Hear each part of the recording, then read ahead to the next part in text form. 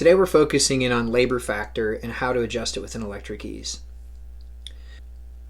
So I'm just going to show you real quick here. If I change this to a multiplier of 2 or a labor factor of 2, it will double the labor total for this assembly. Now this is an example where you might want to double the labor factor based on the complexity of the install. So it could be on a building with multiple floors, or it could be in an area that's complicated to get to, such as in a crawl space or an attic or something like that.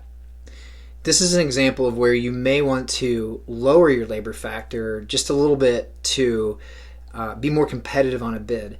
If we have a crew installing 10,000 feet of conduit, it could be 10,000 feet of conduit spread across an entire project. In that case, you might want to leave it a labor factor of 1. But if you have an installation where they're going to be piping across the ceiling in multiple shots and 10,000 feet will be installed pretty quickly and efficiently, this is where you could change your labor factor down to something of like a 0.85, let's just say. And now you'll see the labor total lower a little bit.